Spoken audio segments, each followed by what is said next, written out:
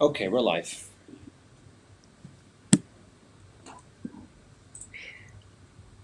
Ladies and gentlemen, hi, my name is Sarah Pollack, and let me welcome you to the NextGen event in cooperation with Microsoft and the Aspen Institute Central Europe. We're going to be asking some pretty big questions today, namely, is the era of nation states over? What exactly has COVID done to our social structures? What role does technology have to play in this regard? It's going to be a big, multidisciplinary, very exciting conversation. I'm very excited to be joined by some of the top experts in their fields, ranging from archaeology, architecture, the British Army, artificial intelligence, and cryptocurrencies. Before I go into introducing all these wonderful people and moderating the discussion itself, let me please introduce Josef Miller, who's the Deputy Director of Aspen Institute Central Europe, and who'll say a few words to begin us with. Good afternoon, everyone. It is my pleasure to be able to welcome you today on behalf of the Aspen Institute Central Europe at this amazing event, The Future of Forming a Society in the Cloud. The event is organized under the umbrella of the NextGen network, which is a collective action led by the Aspen Institute international partners and Microsoft, and it brings together young leaders to develop an understanding of how new technologies like artificial intelligence will affect their lives and societies. Within the NextGen program, Aspen Central Europe already organized a public debate, Beyond Human, Trust in Machines and AI, and we also organized an expert workshop, Building the Future, addressing the opportunities and challenges of AI-enabled world. The topic of technologies, innovation, and AI is one of our top program priorities. So we are really glad we can organize this kind of international event. The NextGen network brings together young leaders to develop understanding of how new technologies like AI will affect their lives and societies. We have over 130 people within the network, and it includes leaders from technology, business, policy, journalism, and civil society in Mexico, Germany, UK, and of course, Central Europe. Now back to you, Sarah, and everyone, enjoy the event. Thank you so much, Josef. I think that because we're going to be discussing a lot of quite heavy themes, it's not going to be easy, you know, taking questions like, is there any point in the nation state? Is there any point of carrying on with the social structures that we're used to? Looking into the history of the nation state itself, which actually is pretty modern. It was first ratified roughly 1648 by the Treaty of Westphalia. And the way that we live in Europe and America these days is pretty much the heritage of the last 150, 200 years. We've had implications from the general public in various elections that they're somewhat maybe dissatisfied with the status quo. We've had some surprising election results, and it's all been a little bit chaotic, but it's always been under the lid somewhat. COVID has blown that lid straight off, and it has accelerated technological change, but with socio-psychological implications for the world around us. But that's enough me ranting on because I could be here all day, and it'll be much more interesting to introduce the actual speakers taking part. So first of all, we have Josef J., who's from the Ethereum Foundation.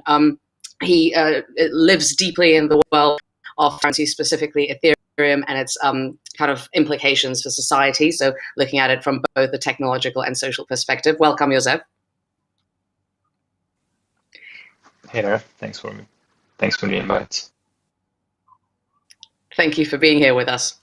We also have Tomáš Mikolov from the Czech Institute of Informatics, Robotics and Cybernetics, ex-Microsoft, Google, Facebook. And I wanted to say he found his fame, but that makes him sound like a Hollywood actor. He's incredibly impressive in the fact that he did find his fame on Word2Vec, but since has moved into the research of artificial general intelligence and complex systems and all the amazing stuff that he knows much better how to explain than me. So Tomáš, welcome. Yeah, hello, and I'm looking forward to the discussion. Amazing. It's good to have enthusiasm. We also have Karel Smejkal, who's an architect. He's also interested in the psychology of architecture. Him we'll be discussing exactly the kind of relationship between urbanism, between the psychology of people and society, and he's also the co-founder of the Inspirelli Awards. So, Karel, welcome. Thanks, Sarah, for this lovely introduction, and I hope that we will enjoy this discussion. Thank you. I don't hope, I know. It's going to be awesome. And of course, contributing to this vibe, last but not least, Edmund Owen, captain of the UK Army, and also the alumnus of the University of Oxford, and I dare say a very dear friend of mine who we went to Oxford together. So there's a lot of history there, which we won't necessarily be talking about today because it doesn't involve pubs at all. But welcome, Edmund. Great to have you here. Thank you very much, Sarah. I'm very much looking forward to the debate. I think it should be definitely an interesting one. So, ladies and gentlemen, before I ask the first questions to our esteemed speakers that I've just introduced to you, I'd also like to remind you to join us on Slido, because we want you to join the discussion as well, because it's not a discussion if the public is not involved. So use the code hashtag #AspenNextGen, as you can see at the bottom of the screen. And now for the first question. Is the era of nation states over? Let's start from the very end of the speaker list. So let's go in reverse. Edmund, what do you think? I think it's a really interesting question, especially considering what's going on in Afghanistan at the moment, or sort of largely what's just finished. So I think, Kabul really demonstrates the fragility of the sort of colonial states that have been created by the West. Maybe are those coming to an end potentially? Are they breaking up? Yes, potentially, but I still really think that the state is the nexus of political activity. We don't really, as far as I can see, have a solid alternative to it. The state is linked to the nation, the people, culture, identity. It's how we organise ourselves. It's also sort of based on this idea. Obviously, I'm interested in being in the army. What does the army provide, and what does the state provide? And the state to me provides protection as a core. So, this Rousseauian contract basically saying that, the state has the monopoly on violence, no one else is allowed to use it. And so I can't foresee that sort of dying, because, what is the alternative to this monopoly on violence? There needs to be a sort of an organization, as it were, that controls that. Yeah, thank you. You raised a really interesting point of post-colonialism, and also the kind of Euro-American perception of the status quo, that yes, this is absolutely right, and this is the way that society should be organized, and then all it takes is for one to go 2,000 kilometers in a different direction and the status quo is completely different. But what really interested me is the state monopoly on something. And traditionally, one of the things that the state had a monopoly on was money. With the rise of cryptocurrencies, Joseph, I'm curious whether what seemed to be kind of unshakable statist aspects, like, for example, finances, suddenly you have that moved into a decentralized technological kind of realm. What does that mean for the nation state?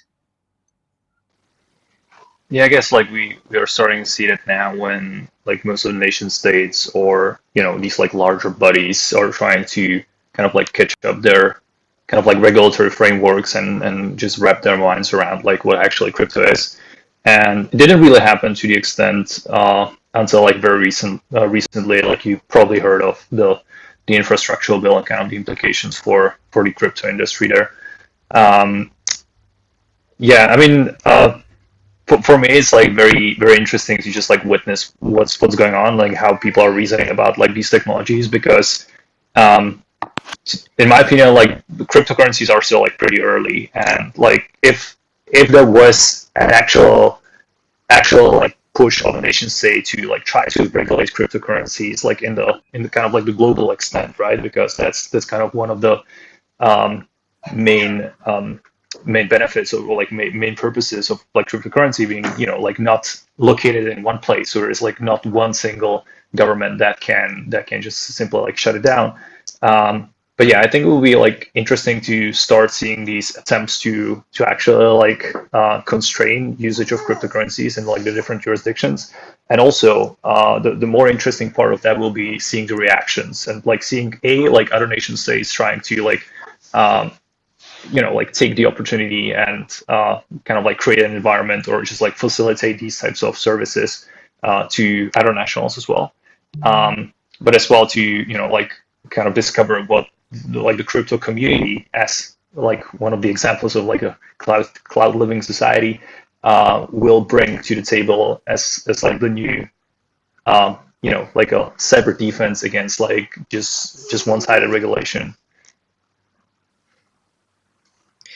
Interesting, thank you. And cyber defense is definitely something that we'll get into a little bit later as well, and the different means of protection of not only individuals but also communities. But actually what you kind of point at there is a growing gap between the technological community and like the legislative reality. And one of the things that's been a particular thorn in the technological community's eye, specifically artificial intelligence, is the regulation that was put forward this April by the European Union. And Tomáš, I'd maybe like to kind of point to you here. You have some really interesting views, having lived in the US and seeing the way that data is handled and traded, and then suddenly someone comes in and they want to regulate it. What is your opinion of like how the state and the regulation of technologies comes together, and whether it's even possible to combine? Well, that's certainly a difficult topic if you think of it.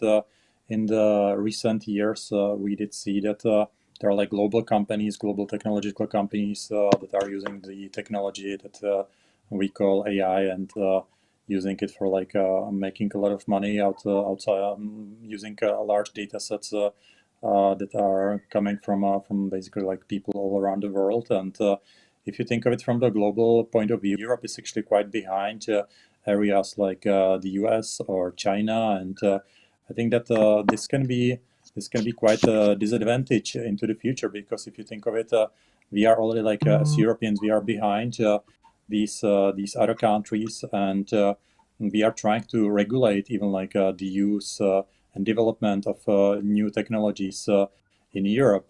So basically, if you are trying to catch the others while actually creating artificial obstacles for yourself, I don't think this is the best thing to do. I think that for example, modern techs impact the society, then I think that the first thing to do would be to actually have our own services to be on a competitive level with the US, and again like with China, and regulate industry that will not exist in Europe.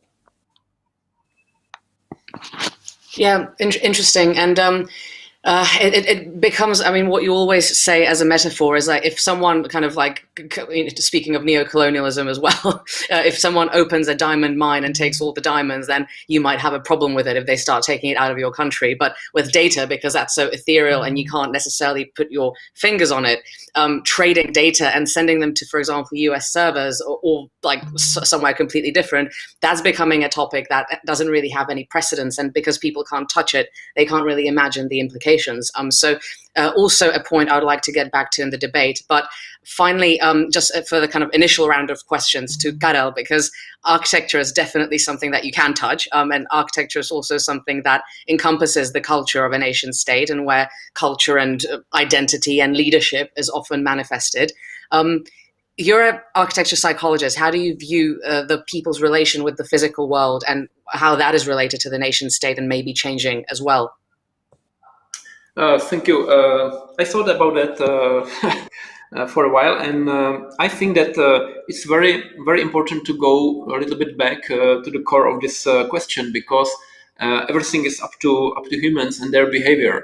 And at the beginning, I think that everybody wants to belongs to anything. Yeah. So I think that nation states or some group of people will still exist. When you look back to Czechoslovakia before, we decided to be split into two countries. And from my point of view, it's very nice, because I have a lot of friends in Slovakia. A lot of friends from Slovakia have friends in Czech Republic, and everything works very, very good way. However, it works good way only because we were members of European Union and there were no borders. Let's imagine how it would be in case there will be this split without European Union. There will be immediately borders, and then when the people would like to come, for example, to Slovakia, there will be some issues on the border, and immediately there will be hateness between people. And because we were in a bigger community, without any borders, we cooperate very, very good way. I think that the future, maybe I can remember another narrate from my experience. When we traveled with my wife in French in Brittany, we met a lot of people who talk with us about how they hate French, yeah, how they want to be separated. And for us, it was a surprise because we didn't know that in French people would like to be divided, like in Spain. And I think that the future would be that the countries will be a little bit split to a small groups of nations. So it will be according to their origin, I think, according to their languages and habits. And then it will be covered by European Union, United States, or some big beneficial sort of economic alliances. So this is the way how it goes on. So we will see, for example, China. I think that they will be absolutely this country will be destroyed, and I don't know, maybe it will last 1 year, 10 years, 100 years. But no doubt it's a country full of another nations, and they will not be happy to be together. So, and then again, it will be somehow unified. I think this will happen. This is my opinion. Thank you. And so I think what has kind of resonated throughout is that we're looking at some kind of ideal status quo, like the ideal optimized way of how to run a society, how to make sure that everyone's happy and everything's regulated the right way and everyone's protected. Is that utopia? And is the, for example, European way of doing things with like the democratic system that we have now, which is basically an invention of classical Greece, is that the right way forward, or is there something else? And I'll open it up to the speakers. Okay, so maybe I will take it because I thought that it is my question. I think that when you look at the wars, for example, in Iraq, it was war between two countries, yeah, United States and Iraq. And why it has happened? And because from my opinion, because of sources, yeah. And let's imagine the same conflict between Texas and I don't know Washington. What will be happening there? It will not be war. It will be some court issue. So it means that I think it's not utopia to be somehow in some unity under one I don't know name, and then all the issues can be solved a little bit better way than it is happening now in the world. So I hope that it's not utopia. It is real. So I think it's interesting. You know, we sort of talk about, so Iraq's a particularly interesting one. So largely that's about resources, right? So oil linking to the petrodollar, sort of maintaining oil prices, that sort of thing. I mean, like very controversial in my own opinion of it, but this sort of harks back to what the nation state is supposed to do, which is effectively to protect those under it, right? Because there's not really anyone else that is going to protect your own, sort of you as a group. Or you as an individual. And I think, this idea of utopia is an interesting one, but I'm not really sure where it goes in terms of, like the societies aren't linear in their progression. They progress in different ways, based off the geography that's around them, the environment, whatever it is. So, to sort of, to maybe focus on this concept of a utopia, like an end goal that is good, and all societies sort of, should be going towards that. I think is sort of, you're setting yourself up for failure. I think, it should be, we need to look at what should a good society do, a good society do. And in my mind, that's, provide protection, security, freedoms, that sort of stuff, so if a cloud society can do that, fine. But, but because it's so ethereal, we were talking about money earlier. I tried to find an English £10 note, but on English money it says effectively the Crown promises to pay the bearer of this note X amount of money. So that money is a promise, but backed up by a government, right? So it used to be linked to gold, the gold standard, and that sort of thing. This stuff like what was it, Ethereum or the cryptocurrency stuff? That's not backed up by anything. It's so completely conceptual. that people won't want to. I don't think invest their life savings into it, because it can just go up and down. It can be wiped off. People want control over the money. They want to almost be able to see it, right? And that's what a real in-life society, government, whatever provides. It's a sort of a reassurance, I suppose. You mentioned something really interesting. I'm sure that Joseph will want to react, but Tomáš, yeah, no, go for it. Yeah. Yeah, sorry, there's some delay between us, but yeah, I wanted to continue on this maybe with some question, because I also think that a society is providing some basic services to the members of the society, and one of the most important one is actually the security. And if you think of it, a cloud society is certainly something that is becoming a reality. You have people organizing in all kind of ways. You have say people playing some computer games, and they create some virtual societies with millions of members, and it's all nice, and it goes across all the borders, and creates friendships across continents, and I think it's all cool. But once you go to things like society, like security, how can actually virtual society provide security to its members when it's actually very much related to the physical location? Because you want to kind of protect the members of the society from some other members of other society that maybe want to invade your home and steal some things from you. So my open-ended question, maybe also for the others, and also because I would like to understand this topic better, would be how could possibly a cloud society provide the same level of services, especially in the area of security, as the nation states?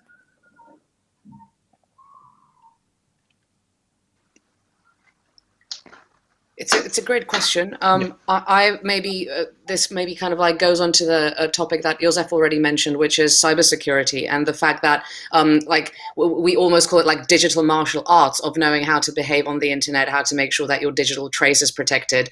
So I think that we're talking about two kinds of security here: the one online and the one physically, like someone beating you up in the street versus someone stealing all your money online.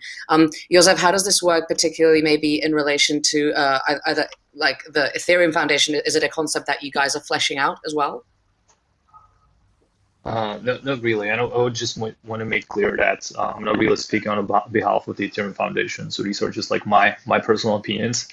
But I think it was rightfully mentioned that there is certainly this difference between just the physical and the digital world. And sorry, it's my daughter making sounds. But I guess in the question of cloud societies, I don't think cloud societies will completely replace all the functions of what a regular would be considered a physical or a real life society would look like.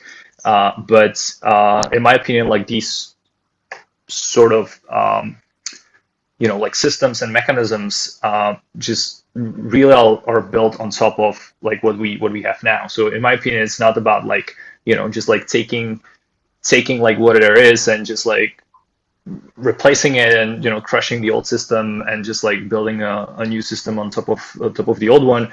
But for me, it's much more gradual, and part of that process is also kind of realizing that kind of the notion of wealth and kind of the stuff that's worth to be protected is also shifting. Obviously, it's definitely simpler for me from the comfort of Europe to be telling to other people that well, there's a whole bunch of the new wealth that's being created is purely digital, and that's where the cloud societies play a bigger role than the physical ones even. And looking towards the future, unless there will be a major breakdown of just the pillars of what the current nation states stayed on, or not even the nation states, but really just the municipalities and the way how people function and in towns and just villages, then it's pretty much probable that the new societies will be just kind of like rooted in the old system somehow, where the old system might just like start losing relevance to a point where, yeah, people won't be so, cautious about their, like, I guess, like physical security, because, well, that's not where the game will be played. But you can see it already now, like all of this stuff being built in this like metaverse, using like DAOs and just like stupid games, or like shifting value from like jurisdiction-based licensing into NFTs, and somewhat like more global notion of like what we consider to be the ruling truth, in a sense, because that's often also what the nation state provides, right? It's just like a register of like who owns what. But now there is like a global database for it that can be used in, regardless of your like nationality. So I see that transition rather from, this like very location based or just like a nation based kind of thinking into this like globalized realm where, ideally, like we wouldn't really have to worry about like nation states attacking each other, but we could kind of like just like have this universal truth of like who owns what, and just be fine with that, not having to like fight each other, because it wouldn't really help us to get to the belongings of like other communities in the system. But then we could perhaps like focus on like other more interesting parts of like discovering the space, and kind of like pushing technologies forward, instead of just focusing on, well, one nation state attacking another, because that will be irrelevant. If we can get to a place where it won't be just about like the strongest player, setting the rules of like ownership of like property and land, and like whoever has the biggest guns, because then it won't be just like up to the one player in the system. It literally will be about like the entire world like collaborating. And up till this point, I don't think we actually had the means to achieve that large scale coordination. But like with things like blockchain, and for me like things like Ethereum or even DAOs, I think like the tools are coming to its existence, to their existence. So hopefully we'll be able to solve like larger coordination issues through more like decentralized notion of governance, rather than just having a discussion about who has more guns. Okay. What a Can I horrifying say? thought. I'm going to be out of a job. Sorry? I'm going to be out of a job if that happens. You won't need a job. You'll be just No, goat farming. Yeah, exactly. Skipping around the fields. So one thing I would ask though, if we're going to have this sort of free society, one of the things that I sort of at its source, right? What happens if they switch the internet off? Like, so it's not free. It can't ever be free because someone controls the Marxian, controlling the means of labor, or whatever it's called. So someone controls the flipping internet, and once that's turned off, that society is literally like physically is nowhere. I don't know. Yeah, if but, that's like North Korea, right? But well, yeah, that part of society physically is nowhere. But it's also like super inefficient for like any nation state to just like cut them off from the internet, because they would be just like losing so much money that is just like not feasible, or at least I think so. But then if you look maybe at what China is in terms of their control over society, there's no Facebook, the huge firewalls, that sort of thing. Actually, if I was a dictatorship, I would absolutely want this cloud society thing to happen, because it's far easier to control a cloud society. All I need is better technicians than your normal everyday man, and I'll be able to very easily control people. And that doesn't sound particularly utopian to me. I mean, I can barely turn my laptop on, let alone engage in a cloud society.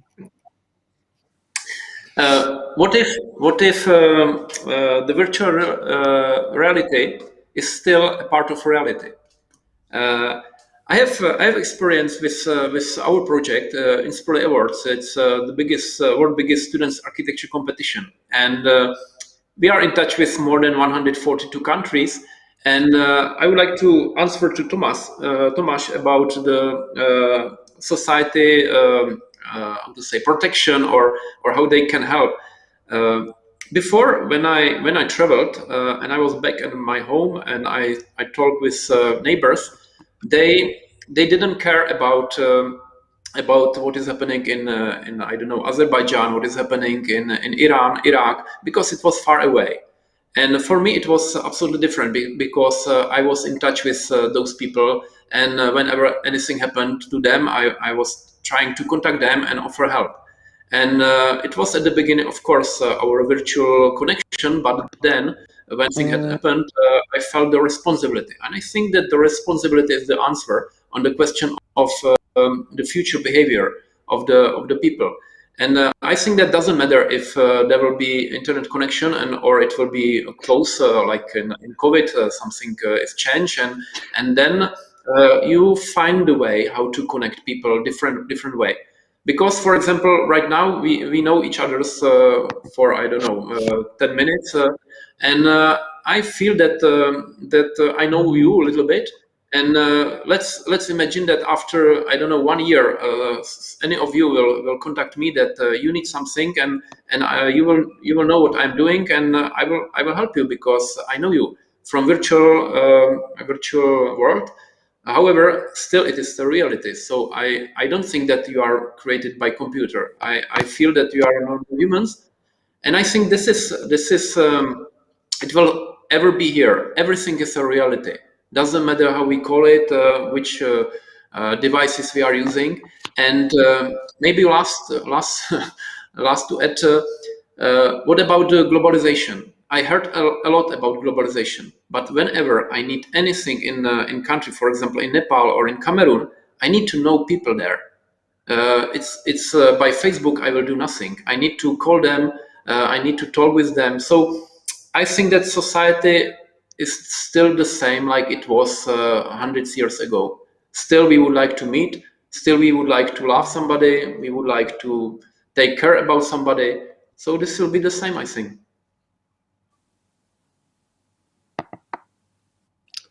Thank you. We've kind of really kicked it off, and we've covered a lot, and we've kind of moved over from almost like the evolutionary principles of society, like exchange, what Edmund mentioned in terms of, for example, the British pound being backed up by the government. But then again, like, for example, like the notions of reciprocity, like Marcel Mauss discusses, and the fact that we had literally people trading shiny beads thousands of years ago that also weren't really backed by anything, and the golden standard.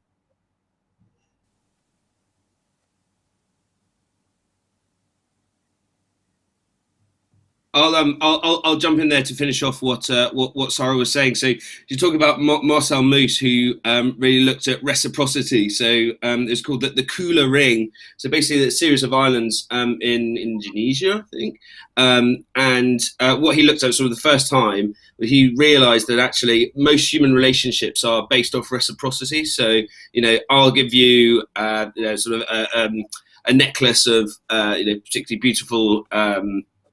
Like seashells, and therefore there's a relationship that you have then you built, and that goes around and around and around. And so I think, sorry, are you back on now? I tried to jump in there. No, okay, yeah. So that's sort of the basis of how, what he argues. We create these relationships, and sort of. With the same sort of thing applies with less so with money, and I think maybe Thomas, I'd like to hear your opinion on this. Maybe with a sort of Bitcoin as well, it's even less sort of personalized because again, I don't really know how it started, but Bitcoin is sort of it's dark webby, it's really anonymous, it's not linked to the individual, so you can't have that reciprocal relationship with people. Yeah, I don't know. Like, I would probably not be commenting so much on the Bitcoin because I'm not an expert on the cryptocurrencies. Maybe just continuing on that evolutionary principles that actually Sarah mentioned in the societies. I think that's what I've been actually thinking of in the last 2 minutes about, like that it maybe also like worth thinking about, because well, there's actually no goal like for our societies. We can have our ideals that we think are like worthy to pursue. Like we have some opinion about like how a good civilization should look like. What are the bad ones? But this is not like some uniform truth, and you have like different cultures in different parts of the world that have actually different values.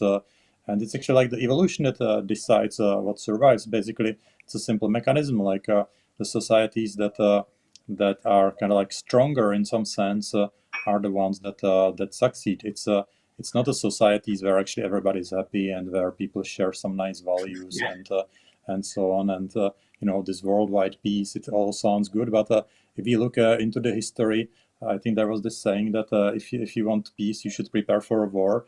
And I think it's the same with these idealistic opinions about like the future societies where all the world will unite and everybody will be happy.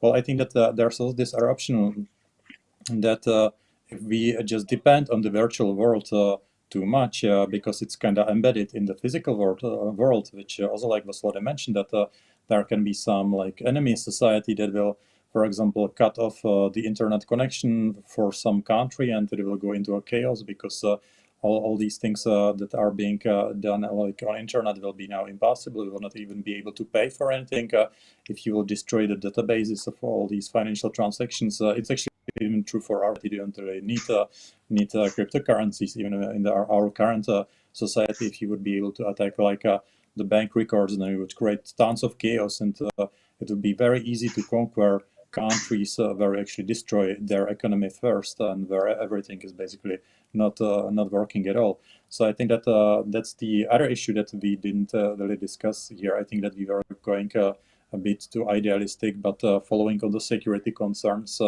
there's this issue that if a significant part of our lives transfers to the virtual world, which is actually also like sensitive to some type of attacks, then maybe that will actually create a weaker society, and maybe that will actually lead to some parts of the world to be conquered by other countries, which will actually be not so virtual, and basically replace the given system there with something else. So just trying to look at things from the other side, so that we don't end up with some utopia like discussions too quickly.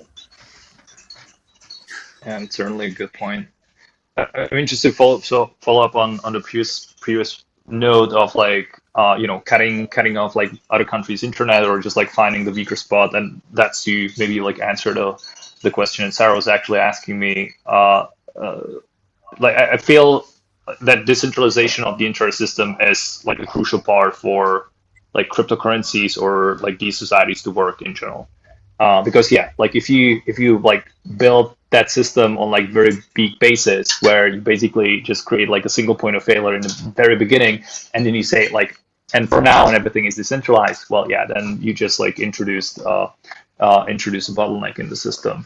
So that's perhaps like one approach that EF is certainly taking, which is kind of like decentralization on like many different layers, even from perspective of like how the network looks like as just a physical like manifestation, like actually being like decentralized in terms of like locations and number of nodes.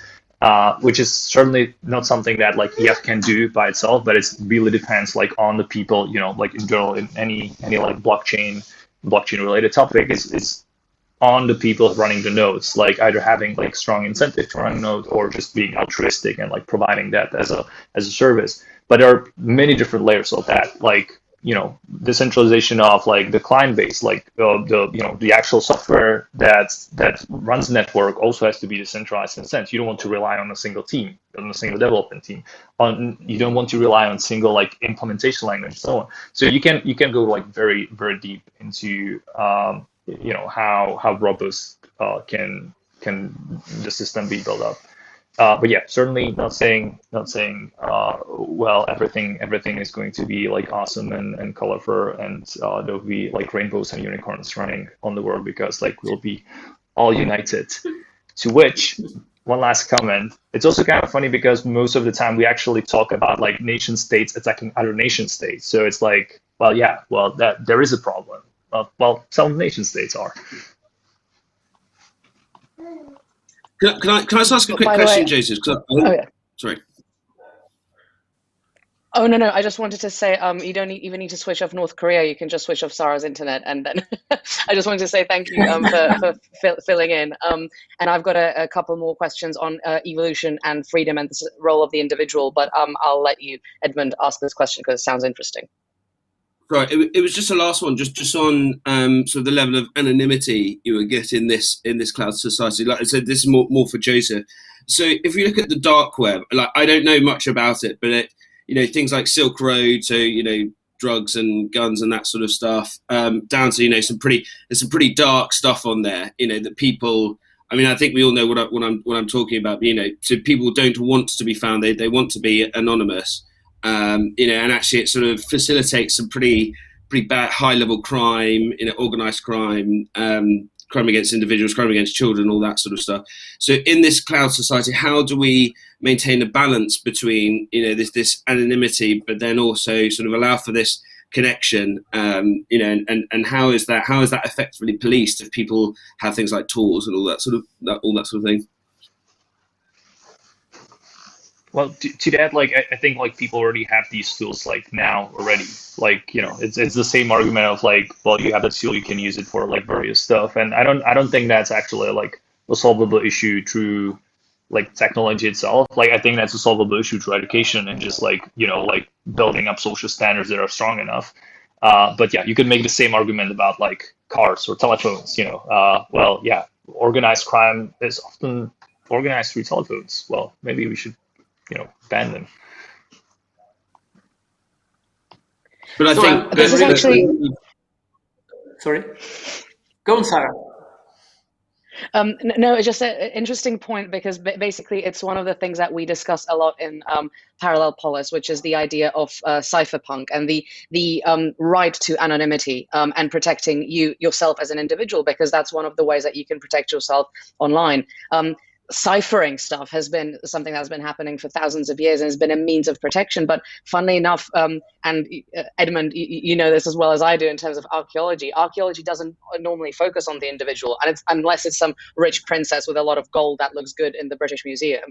You don't study things like homelessness and people that are hidden under like the layers and individuals who are escaping the system, because there's simply no archaeological trace. It's going to be much easier to do that in the digital world, but I think that history has censored out these people. And so we only tend to focus on analyzing the big structures and the big nations and the big organizations, and actually the individual is escaping. And I wanted to ask Darrell this actually. You're a psychologist of architecture. Obviously, architecture is linked with institutions and nations and cultures. How is the individual represented in architecture, and maybe with the use of public space, but also private space? It'd be really interesting to have your opinion on that as well. Okay, so I will try to find the correct answer. I think that I can maybe use example of my own house. What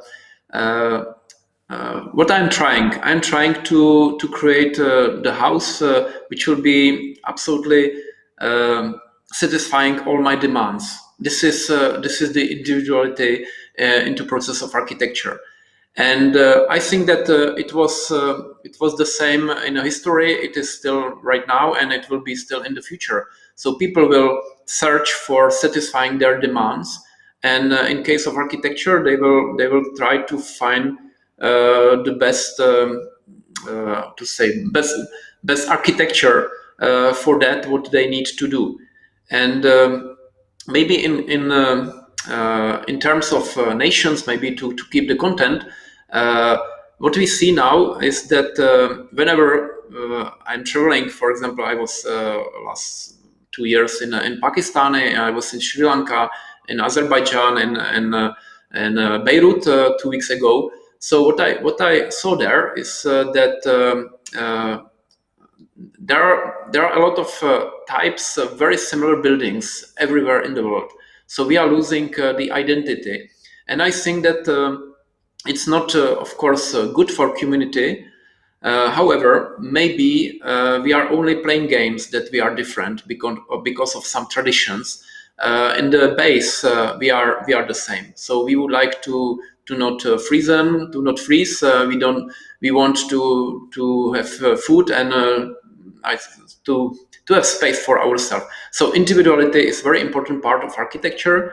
And maybe the focus of my applied psychology of architecture is to find a balance between architects as author of architecture and their responsibility for the clients and for the people, and to teach them to understand the community. Because maybe it is a big surprise for you all, architects knows nothing about people.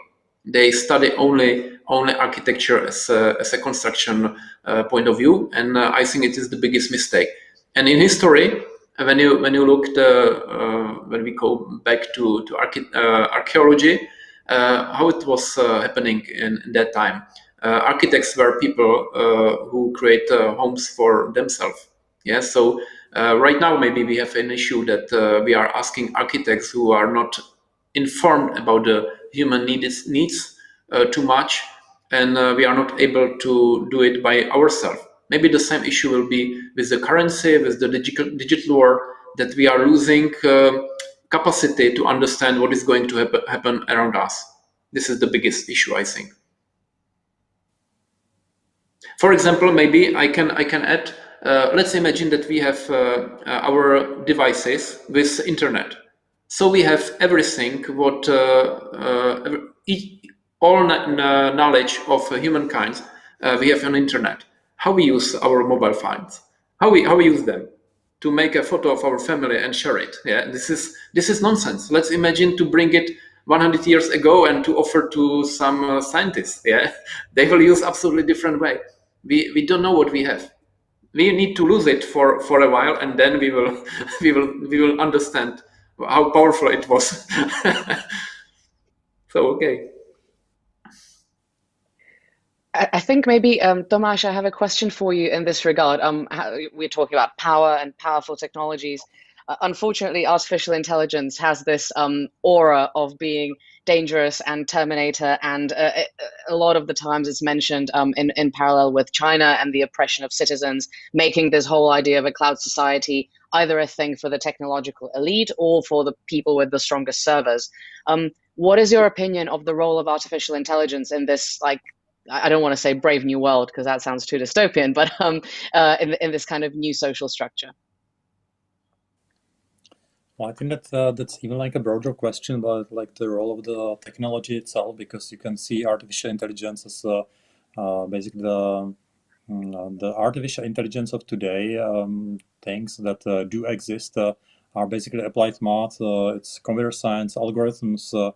It's basically like just part of technology. So you can say that AI is kind of like the thing as programming or internet, something on this level. So certainly it's very useful, but I would not overblow its importance, and especially when it comes to some science fiction stories that try to claim that we are getting close to some sort of like a singularity when computers will become self-aware and start thinking on their own and just take over like the power on the world and erase all the humanity. That's science fiction. Like we don't have anything of this sort.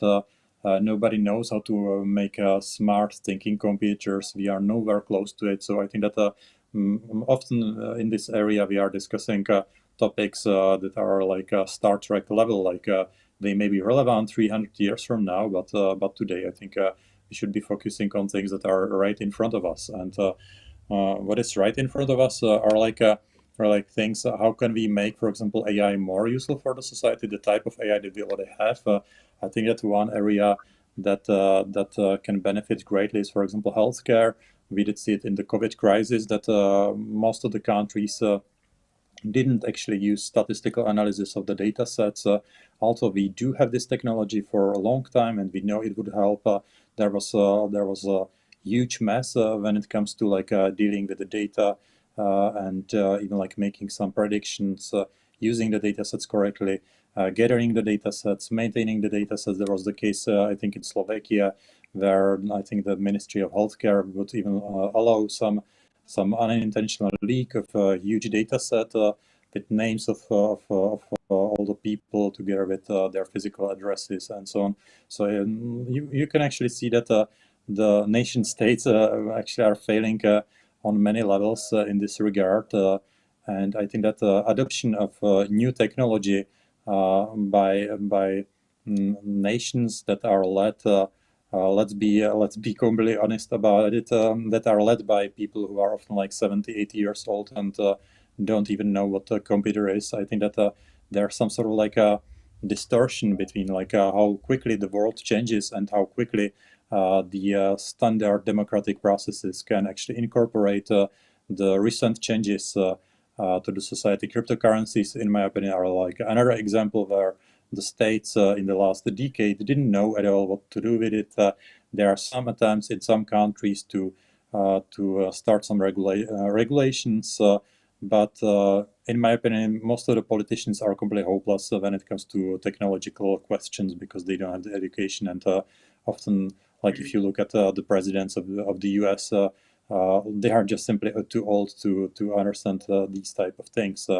So I think that that's one part of things that I would like to discuss. Also, I would like to also maybe continue a bit on the previous discussion about like the globalization. Maybe I would just have slightly different view, because I think that the globalization is actually pretty good for the societies locally, because if you are a society that developed technology or some other principles that are kind of like outdated, they are not state of the art. Today, it's very easy to take over the best solution in the world by just copying what somebody else is doing, and that actually will help you locally. So, if, for example, you are building some inefficient buildings, but some neighbor, for example, is making it much cheaper and better, then you can just copy it from him, and that will lead to this globalization. Your architecture will start looking the same. You will lose the diversity, but locally, people actually gain quite a bit out of it. So I think that locally, globalization is good, but actually, globally, the globalization, in my opinion, is not good, because if you lose the diversity, you also like explore. You remove the exploration part.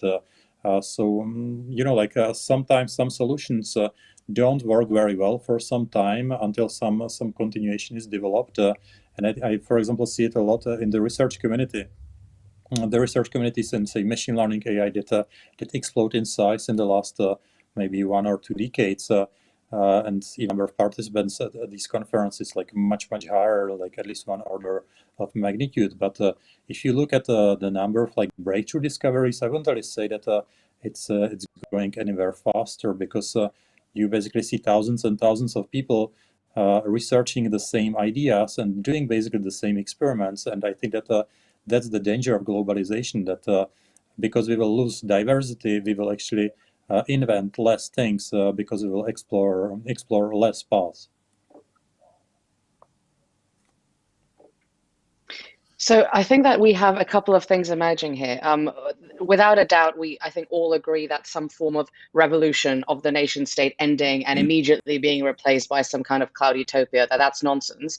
Simultaneously, we do see the kind of the scissors kind of opening up between the nation state's reality and like the dream that it was maybe 100 years ago, and that dream that is failing is being replaced by certain cloud services that are just working much better and that people are using more efficiently. But then what does that mean? Does that mean everyone should use the nation state in the same way? And if we're not, what implications does that have for voting and for taxes? Like if I'm only using the nation state for a specifically small thing and I'm using like the rest on cloud services, or I have my, I don't know, maybe medical insurance and even another country and my mobile operator in a second country, and I opened up my company in a third country, what does that mean for me as an individual? Why should I be paying, for example, the same amount of taxes as someone who uses the state in a completely different way? I'm not looking for a definitive answer. I'm just throwing that into the lion's den. That I think that, again, the individual variability of the way that we move and exist in a society is not really being accounted for. I think, if I can, I think that everybody, let's say, as a joke, everybody hates cops, yeah, and when you have an issue and you call them and they come very, very quickly, then you love them. Yeah, and I think the same with when you have problem and you need to go to hospital. You are really happy that it works. So I think that to stay in paying taxes is very important, and you hate it when you need nothing from the state, from the government, but when you need it, then it's really good. I think it's up to appropriate way how to explain it to people and how to weigh the balance between paying taxes for corruption government and politician, or to pay it smartly, and maybe it can help some AI or another internet solution which will make a way how to pay only what you exactly want. Or sometimes I thought that it would be nice to pay taxes and to see exactly how it was used. For example, to understand that I don't know, 1-2% was for hospitality, was 7% for I don't know, mothers with one baby. I don't know. Maybe it can be the way how to use our technology. Because when Thomas was presenting his opinion, I thought that it is the same in our brain. Yeah, our brain we use in I don't know, maybe 4% only of our brain we use, or maybe 10% maximum. And the same is with the technology. When you look at our technology nowadays, how big percentage of this technology we use in our life? I think that let's imagine to use it in 100%. We will not need to go to work. I think we will have all information very, very quickly, and the world can be as a utopia. However, we are not able to use our technology. We are using only a small part of it, as was said by Thomas. But isn't this is part of the? Sorry. Yeah, sorry. We started talking. Isn't this part of the deal of? Isn't this part of the deal of society, though? Which is basically, you know, if you want to be a member of society, you have to pay taxes, you have to give back. You know, so if you make more money, you pay more tax, and it's what's the word, like sort of leveled up. So the more money you make, the more you make a tax and that sort of stuff. And you know, hey, it's just one of those things. You have to pay. You know, to have a good society. You know, you have to contribute, and you can't be a freeloader. You know, you don't necessarily have you know, the Rousseauian contract is that you say, okay, cool, to get this, you know, protection from the police, to get healthcare, to get whatever. You know, there is a very, very clear cost to that, and actually some people are going to have to pay more than other people. You know, because, hey, you know, for me, for example, I've been very lucky in where I was born, you know, sort of family I was born into, that sort of thing, and therefore I'm very happy to pay. Well, not happy to pay taxes, obviously, but you know, I do pay them with a relative level of contentment, because I get that other people don't, you know, necessarily have the same opportunities that I do. I mean, I think it'd be really cool. So I gave blood 10 weeks ago, something like that. And exactly as you say, Carol, I got to see, you know, where the blood was sent to and all that stuff. Great. I mean, trying to organise that though would be a hell of a thing. Really cool if we could see where our taxes go. But you know, imagine some poor bloke at a computer with an enormous Excel spreadsheet trying to work that one out. It'd be horrific. Yeah. I think but that's the thing. Pretty interesting if it would be possible actually to connect the taxes and the technology, because many of the ways how the society currently works, it's because of the historical reasons, because it would be impossible 50 years ago to just go and ask people about how do they want to spend the taxes for this and that. I think it was impossible. If you wanted to influence how the taxes are spent, you would just vote for the party that has the most similar opinions to yours, and that was the best thing doable given the current state of the technology back in the days. But today, I think it's different. Like we can actually have a better version of democracy by actually allowing people to also like have opinions about like more details. Like, of course, it doesn't have to be everyone. Maybe people can still just vote for the party and just be done with it. But if we would allow actually people the freedom to also like say, okay, I would like to spend my taxes a bit differently than the party that I'm voting for. Maybe I would like to give more money, for example, I don't know, to science, and less money to some projects like, I don't know, some agriculture things.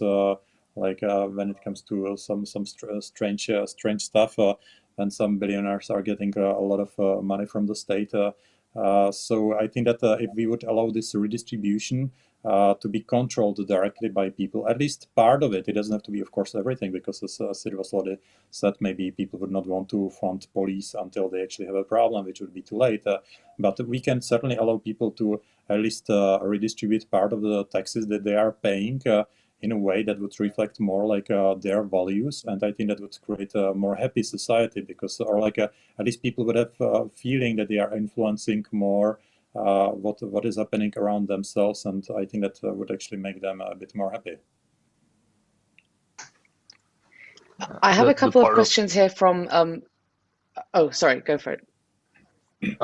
Yeah, just to follow up on the point of like technology actually like enabling like these types of approaches.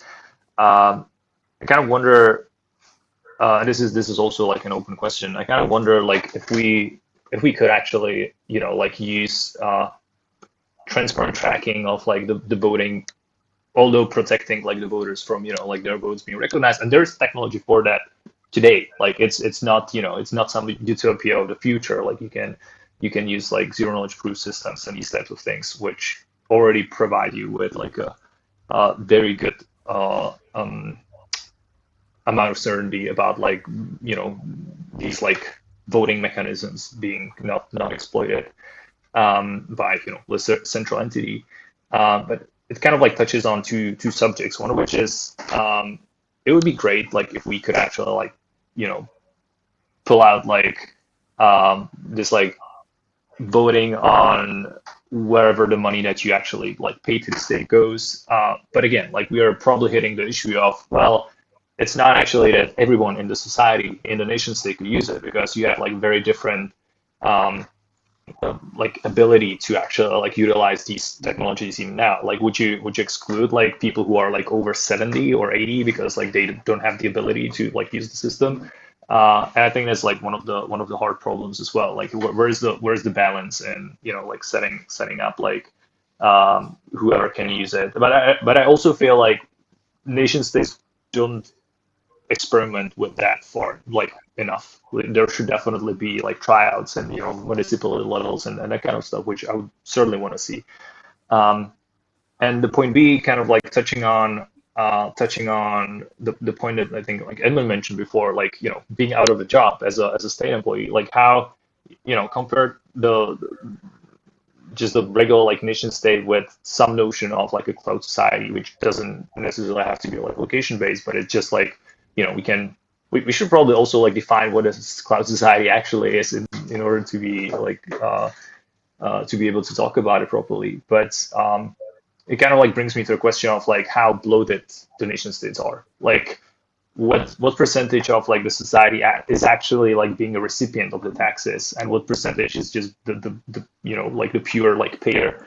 And if like the kind of automation of certain parts of that, like perhaps like shifting certain decisions more on a technological layer, if that could make these entities more efficient, or I'm not sure like entity is the right word here, but just these like structures more efficient, because I think that's actually like for me at least that's the biggest pain of, well, throwing money into the system, which I see is just like a legacy.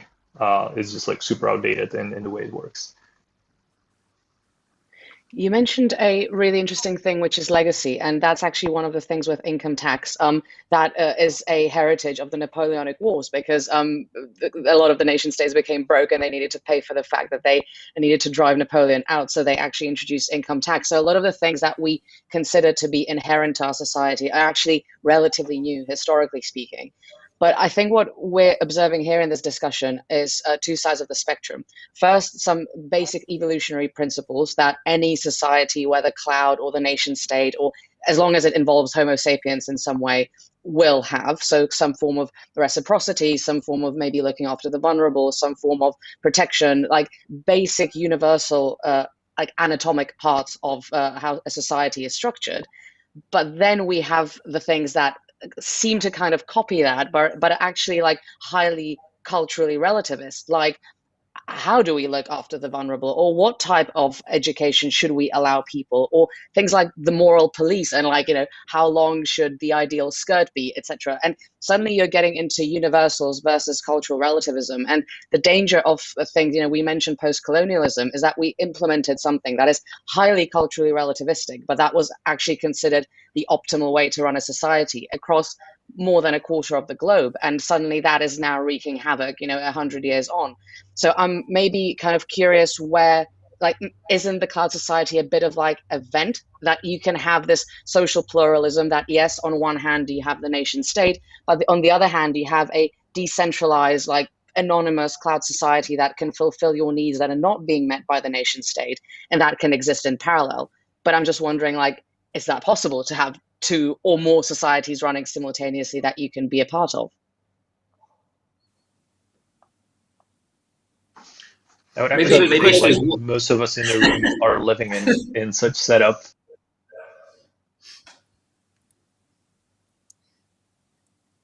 I will wait.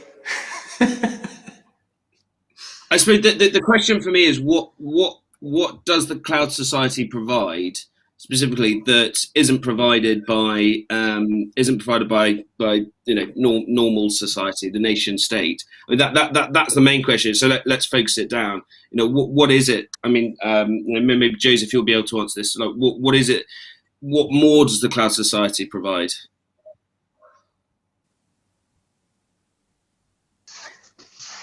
Yeah, I was kind of like pointing. I'm not sure which Joseph you meant though.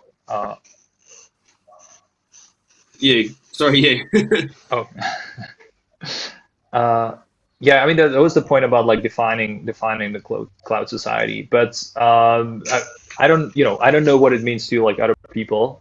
But I would actually say like I kind of like live in these like two parallel realms, right? Like I have definitely have like you know my nation state identity, but I also happen to live in this like Ethereum metaverse with these like various people that can actually already like provide a lot of the services that the traditional world like well could also, but in some cases I'll certainly be like excluded from those like and you know coming back to like the monetary purpose of like cryptocurrencies, well that already is a huge chunk actually. Like you can already replace the you know the means of exchange like the state-based money with cryptocurrency, and you can also get a handful of services that like traditional banks would provide, like getting a loan, getting like a collateralized loan without being questioned, without like KYC, without like you know like any constraint,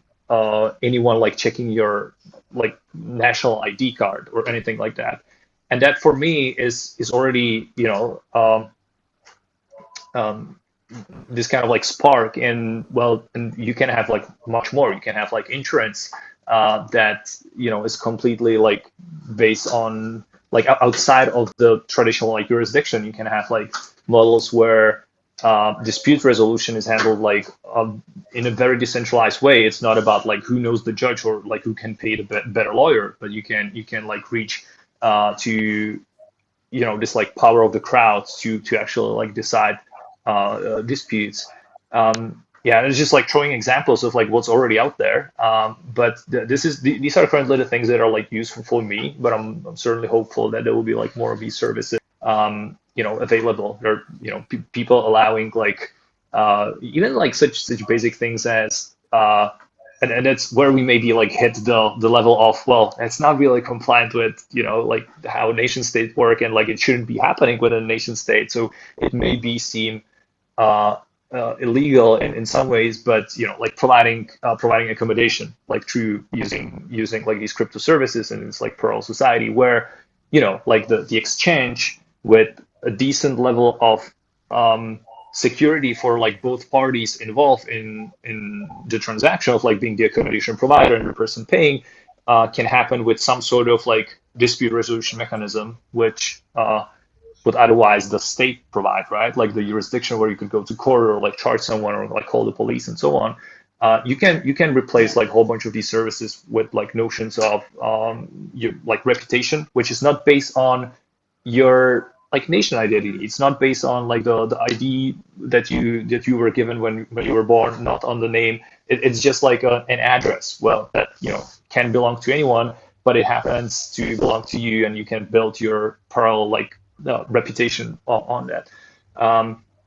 And yeah, then it comes to the question. Well, maybe providing like accommodation to someone without actually knowing their identity wouldn't be really legal, and like how do you pay taxes and so on. But well, for me, kind of coming from like more of a like anarchist background, why why would I care? Like if I get into the setup of, well, all right, I'm fine. I consent of like not having police to like back me up in this transaction. I rely on like this other service where I can charge that person more, and it can be like reimbursed for like any damage that person can make, and I'm willing to accommodate someone without like checking their identity card, which like even if you use Airbnb, you just like have to like sign these like little pieces of paper. Nobody checks on that. I mean, that's also kind of funny, but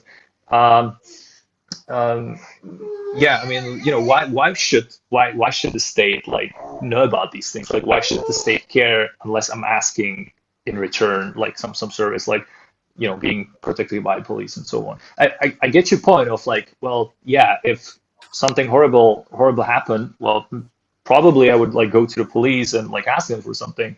But at this point, very likely, because I still pay taxes.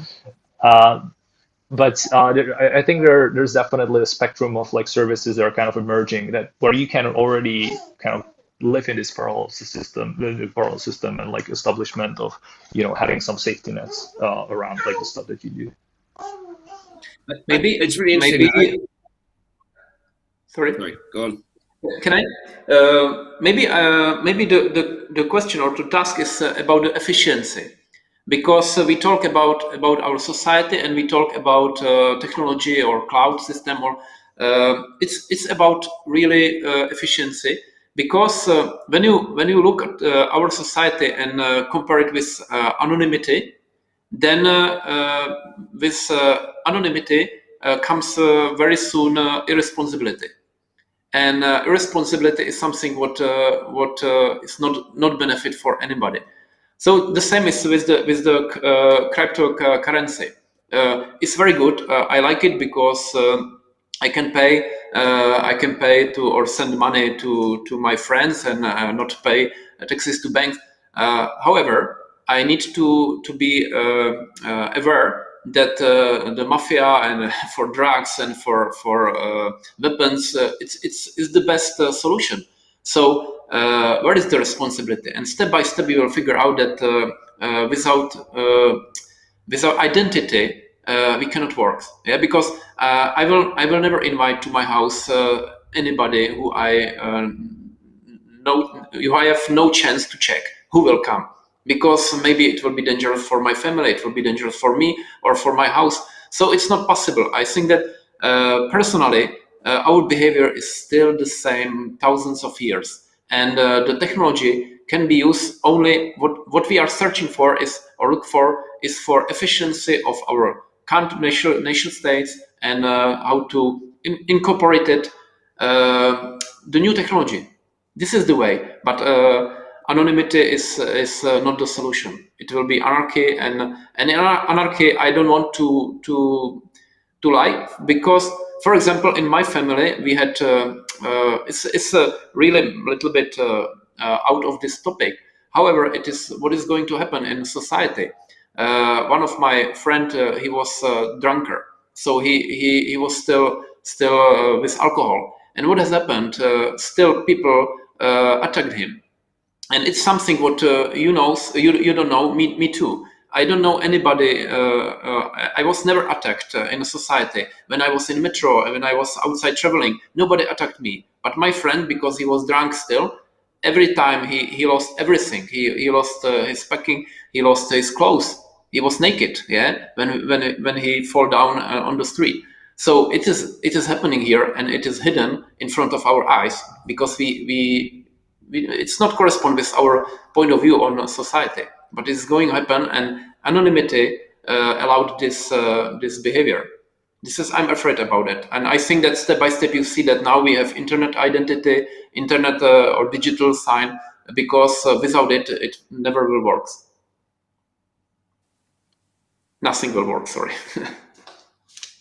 I think for me, what's that... going to sorry.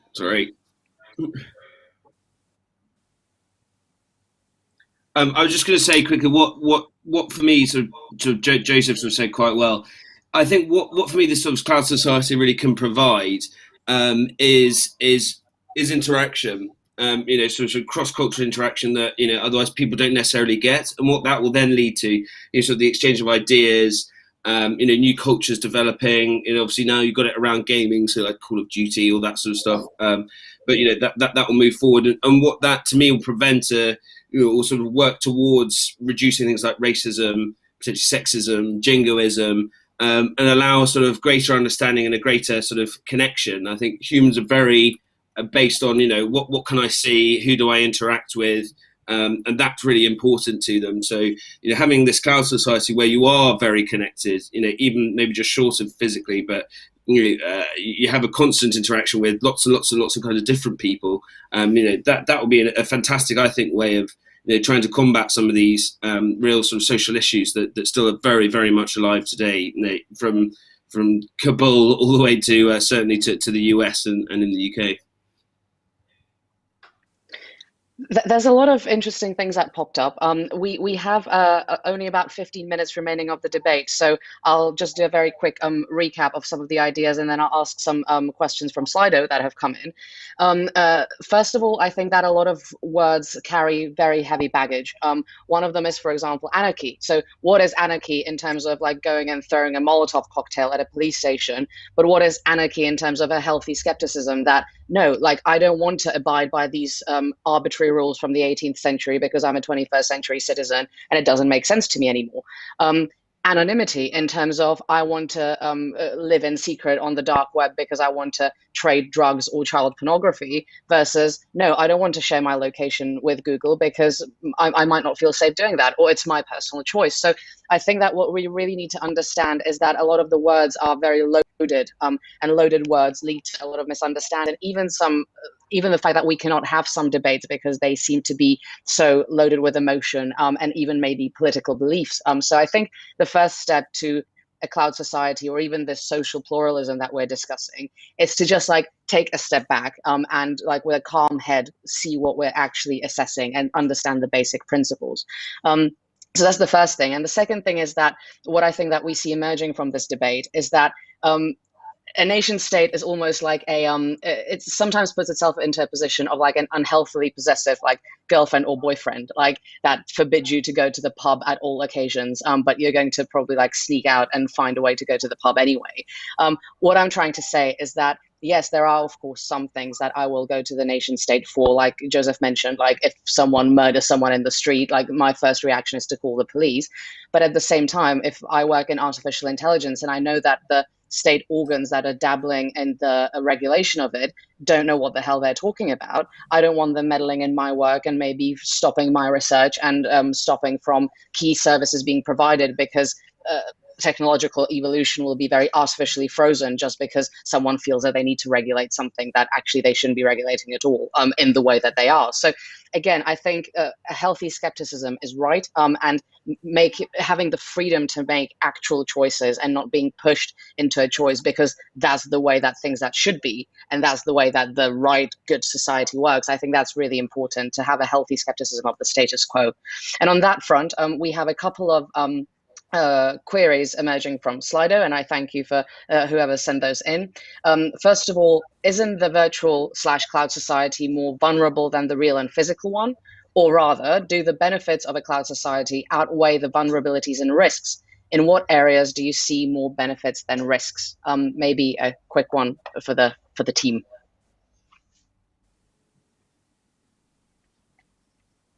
Well, maybe I can start. Well, I think that actually following on what you just said, it would be maybe good if the state, the physical state, like what we are calling today the nation states, if they would be just doing the bare minimum of what is needed and not things that could be, for example, handled better by the cloud societies or some other types of societies which people can join on this voluntary basis. So I think that would be actually what I would be happy with if all the politicians would be just dealing with things like security and trying to make things efficient. The few ones that are actually required to be done by the physical state.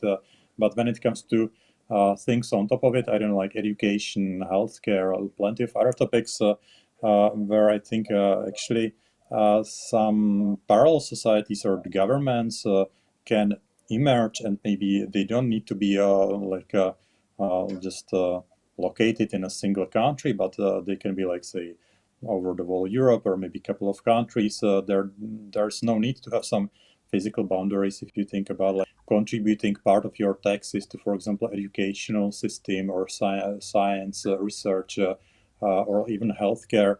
I think that the physical boundaries don't really seem to be that important there, and I totally see that there's different quality of these services that can be provided, and currently we are kind of like forced by our country to contribute money to one single system where we don't really have a choice to escape it or maybe vote for something better, and we can just hope that after a couple of decades, for example, the healthcare system will evolve to start using statistics and start using data sets where it could have been done much sooner if there would be more competition.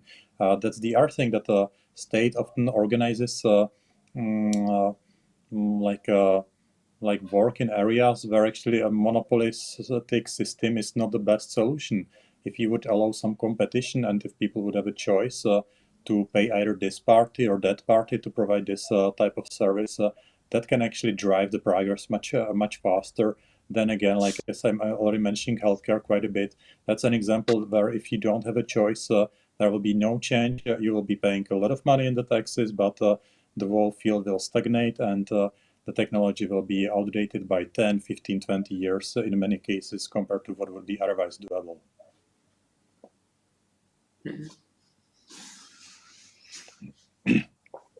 Thank you. And then I have just a quick comment from Slido, actually, which again touches on something we already discussed, which is that we should differentiate between state as a level of regulation, in brackets moving to a supranational one, and state as a point of reference of collective identity.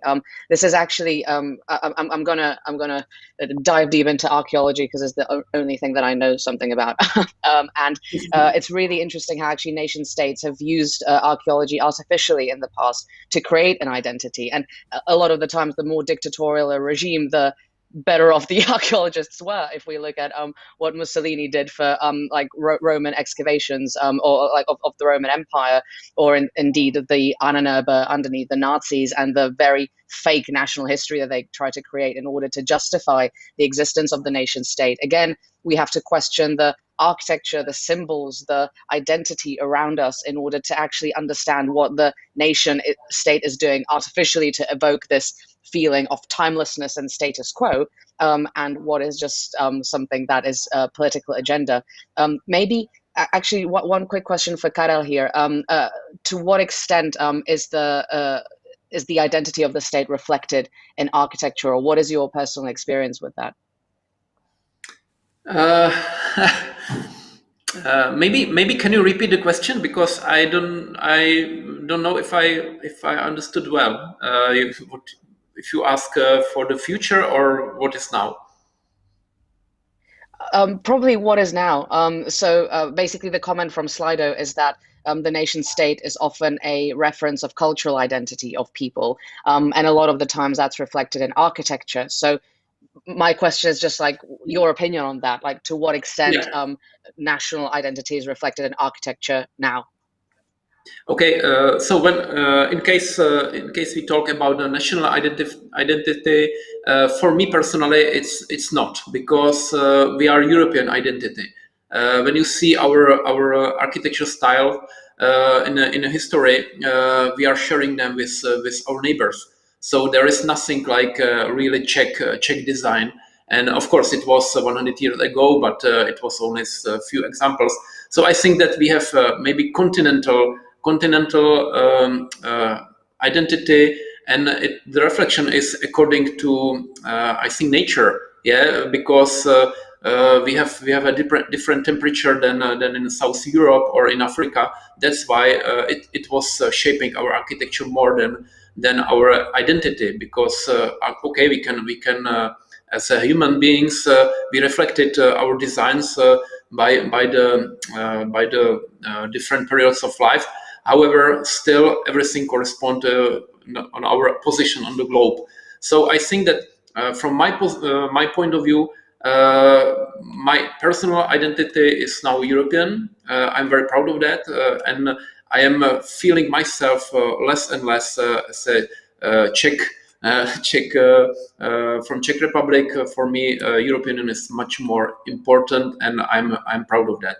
So I see that in architecture it is obviously the same situation.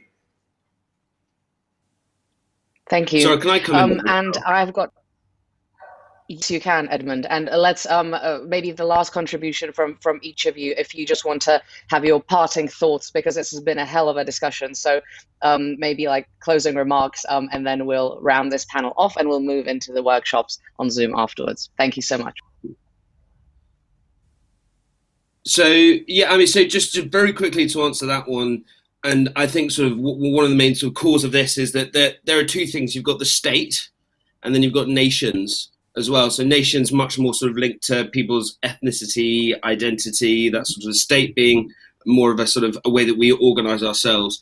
I think in all of this, sort of what we've been talking about here, and what sort of needs to be made clear is that we have these primordial ideas of, you know, our own identity. So I am Ed, I'm a British Army officer, I'm English, whatever, you know, I'm but these primordial ideas of sort of bounded societies, we need to get away from that. We need to move beyond that, because actually we are incredibly interconnected, you know, with the low level sort of globalization, trade, that sort of stuff, all the way through to the flow of ideas through media, language. There aren't clear boundaries. And I think for me, you know, this cloud society is going to be a really, really interesting way, sort of the next almost logical jump, in that actually, you know, it's sort of, it's completely unbounded, this society. You know, someone in Kuala Lumpur can be talking directly with someone in, you know, Ireland or whatever it is. You can have these communities that aren't at all based on, certainly based on either the nation or the state.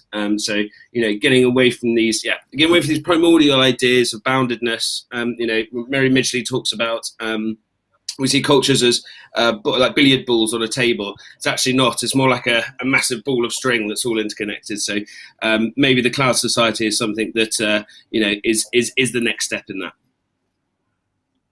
Thank you so much, Edmund. And Josef, how about yourself? Any closing remarks?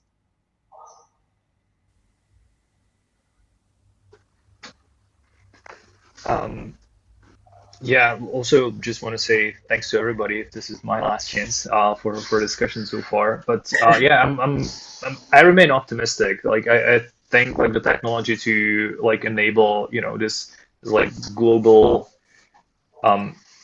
coordination between, you know, like communities, not only like on the state level, but literally between the individuals, and you know, is here, and just like these cloud societies actually already exist on a very basic level.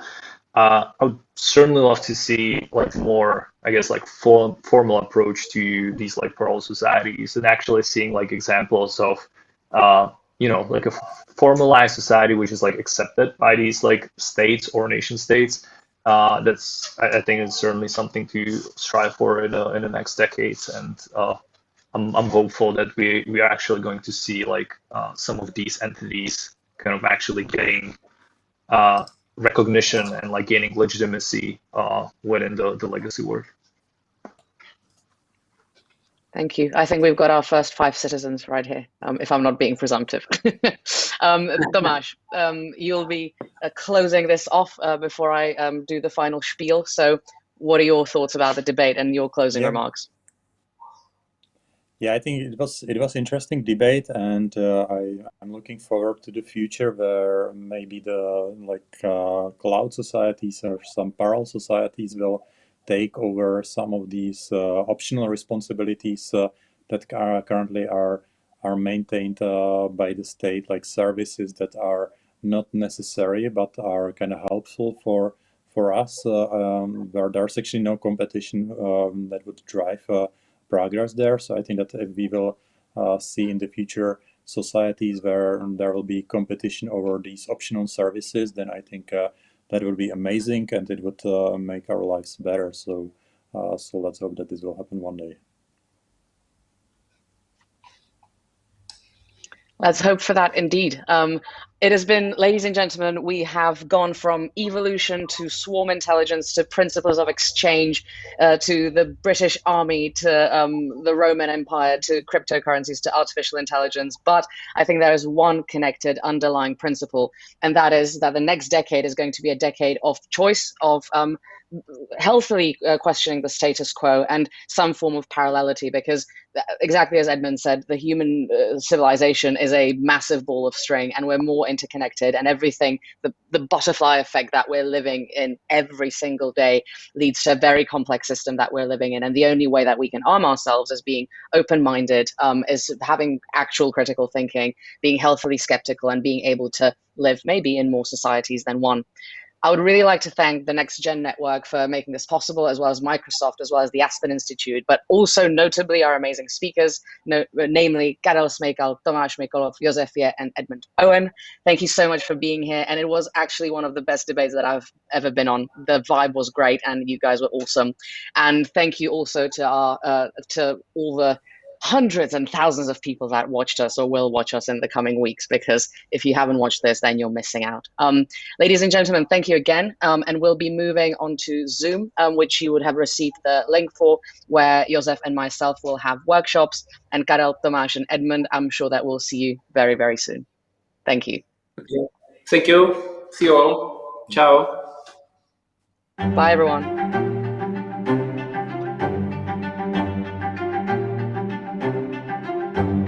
Aspen Institute Central Europe is an open and interdisciplinary dialogue platform where political, business, and non-profit leaders, as well as leading personalities from art, sports, and science meet and interact. We organize public conferences, seminars, and expert discussions on the most pressing issues with the goal of having an impact beyond the conference room. Our programs aim to improve the quality of decision-making processes. Every year, we gather at the flagship event called The Shape of Central Europe, a conference where expert groups present their year-round work and offer a comprehensive look at the development of the region and further recommendations. We also organize both public and policy debates on European and transatlantic matters, technology and digitalisation, artificial intelligence, education, reskilling and upskilling, and many others. Thanks to our leadership programs, more than 300 exceptional leaders across various professional fields from Central Europe have already been challenged to explore their core values and got engaged in dialogue about issues critical for society's development.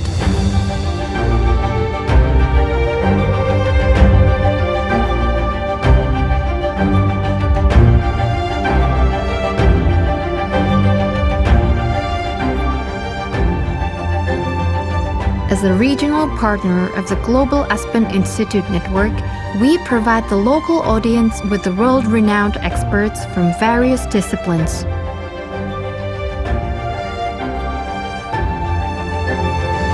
The Aspen Institute Central Europe is an independent platform where people from business, culture, politics, public institutions and sport meet and discuss. If you are one of them, get inspired, be part of Aspen or follow Aspen.